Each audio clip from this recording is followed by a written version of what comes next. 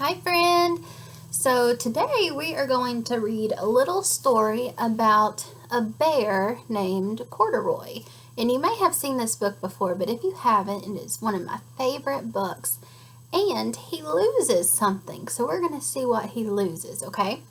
This book can help us answer questions, and it can also help us with things that we can do on our clothes like buttoning, okay? So I'm going to show you how it goes. Here we go. Corduroy. Story and pictures by Dawn Freeman. Corduroy is a bear who once lived in the toy department of a big store. Day after day, he waited with all the other animals and dolls for somebody to come along and take him home. So he lived in a store and he just wanted somebody to take him home. And then he's right there. The store was always filled with shoppers, buying all sorts of things, but no one ever seemed to want a small bear in green overalls. Then one morning, a little girl stopped and looked straight into Corduroy's bright eyes. "Oh, Mommy," she said, "look, there's the very bear I've always wanted." "Not today, dear," her mother sighed. "I've spent too much already. Besides, he doesn't look new. He's lost the button to one of his shoulder straps." So do you see? He's missing a button.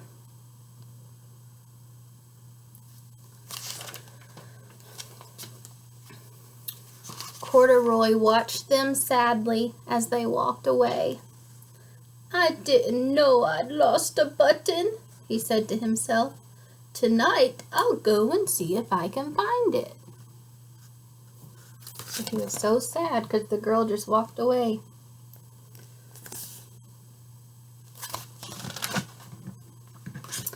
Late that evening, when all the shoppers had gone and the doors were shut and locked, Corduroy climbed carefully down from his shelf and began searching everywhere on the floor for his lost button.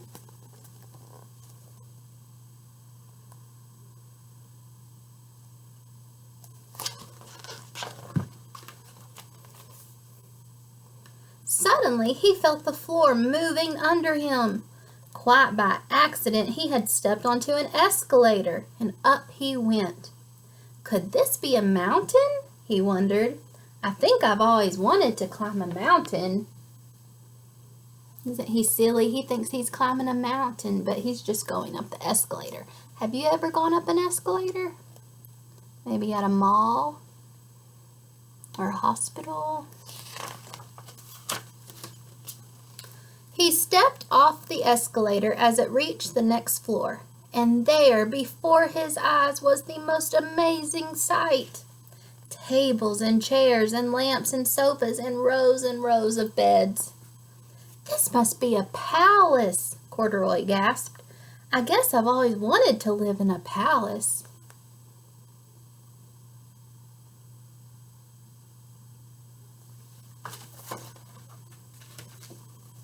He wandered around, admiring the furniture.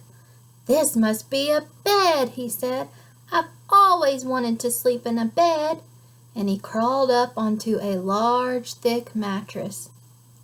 All at once he saw something small and round. "Why, here's my button," he cried, and he tried to pick it up. But, like all the other buttons on the mattress, it was tied down tight.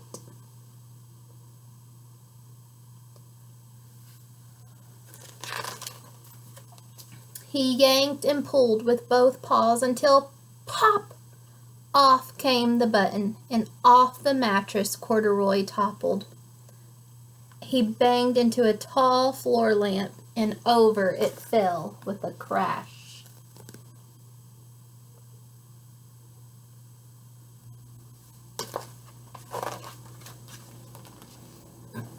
Corduroy didn't know it, but there was someone else awake in the store.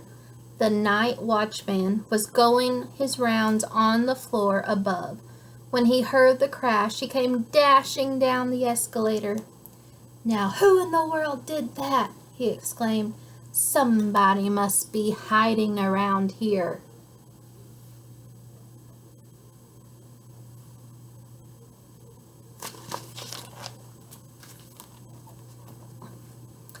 He flashed his light under and over sofas and beds until he came to the biggest bed of all.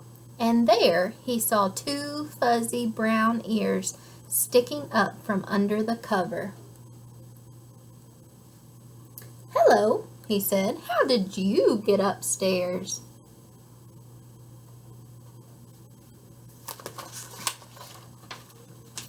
The watchman tucked Corduroy under his arm and carried him down the escalator and set him on the shelf in the toy department with the other animals and dolls.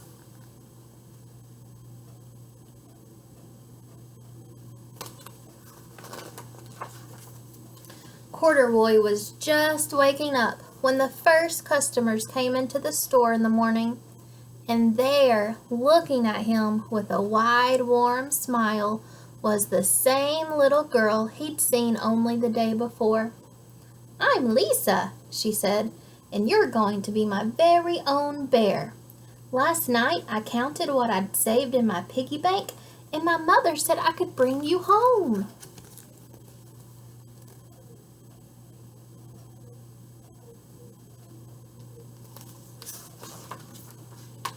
"Shall I put him in a box for you?" the saleslady asked.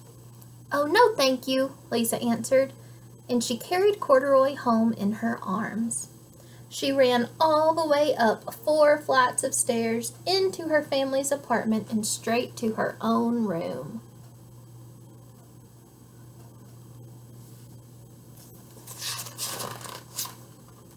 Corduroy blinked. There was a chair and a chest of drawers, and alongside a girl-sized bed stood a little bed, just the right size for him. The room was small, nothing like that enormous place in the department store. "This must be home," he said. "I know I've always wanted a home."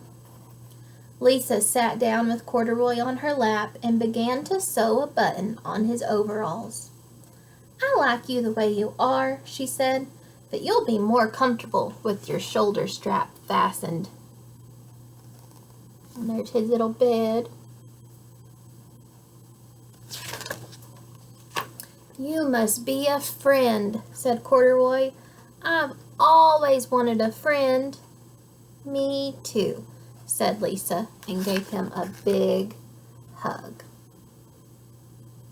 The end. So did you like that book? That is one of my favorite books.